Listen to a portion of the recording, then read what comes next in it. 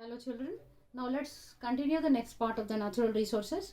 So we have discussed regarding the case study of Kottapalli village and all. Now let's have a look at the total water that is used both in AP and Telangana states. Right. So the water availability, according to one of the surveys which was conducted during the year 2004, the total amount of water available is 3,814 TMCs. TMCs is 1000 million cubic feet. Then after that, the water which is being used up for irrigation is 2268 TMCs. For the domestic usage it is 21 TMCs, and for the industrial usage it has been 10 TMC, and for the power generation it has been 1 TMC. Of that, of the total water over here, the maximum usage is being diverted for irrigation purpose. It is very clearly been noted. Now when again a survey has been made during the year, the further it has been checked, it is the usage has been increasing. It is an approximation that by the year 2025, right, the amount of water which would be necessary and how much would be used up in the same way. So how much water would be necessary? Almost 3989 TMCs. Of that, 3814 TMCs would be used up for under irrigation. And the other thing what we talk about, the domestic usage, it would be for 122 TMCs, industrial usage 51, and power generation 2 TMCs. So over here you can very clearly see that the maximum amount of water is being diverted for irrigation purpose.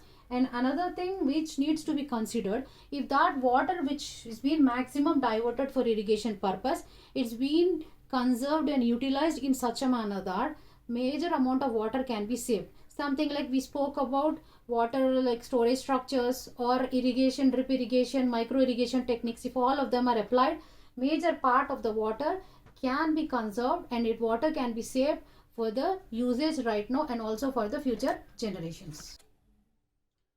Do you think that there should be any kind of rule to be followed to save water? Yes, of course, it needs to be followed, right? And does it make a difference if any proper cropping pattern is considered over here?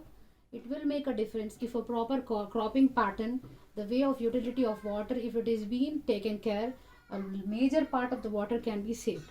So over here, the next part we would have a look at the source of irrigation of water. So we have already seen that major consumption of the water is totally for a farming sector. Now in spite of some of the huge major rivers or the huge rivers like Godavari and Krishna providing water for our state, right, as being a major source for irrigation, right, even then what is happening, the amount of water which is being provided to these areas have been not enough. What has been at the end, the groundwater is being utilized altogether.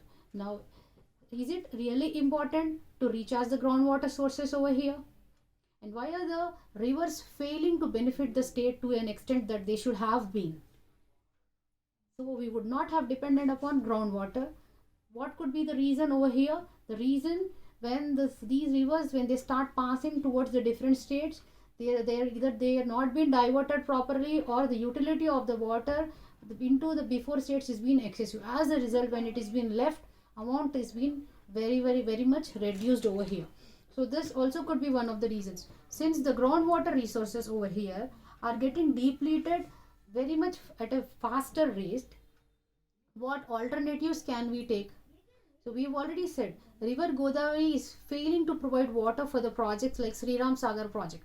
Basically, Sri Ram Sagar project is the lifeline of Telangana, right? So what is it happening in our state? Due to the overusage of water by some other states, the amount of availability is not being reduced in our areas. So how should we work? Should we work like some other countries are working over, so that the whatever water is being there would be enough for different usages, right? So though the water is becoming a renewable resource over here, we must know the limitless usage or limitless over exploitation of a resource can also lead to its scarcity, right? So you can just have a look at the pie diagram over here. The total water of that 43% is the groundwater available for our state, and then canals provide 37%, tanks 15%, and other sources are 5% or less than that. So based on this, we need to conserve the water resources whichever are available in our area where we are living. And according to UN nations, right, United Nations Development Program, nearly 1700 meter cube of water is necessary for a person to survive, but its usage is dropping time to time and the water is becoming scarce. And then according to UNFAO, United Nations Food Agricultural Organization, it has been predicted by the time it is 2025, 1.8 billion people will be living in absolute water scarcity. Natural resource need to be used judiciously so as to prevent the scarcity in nature. Thank you.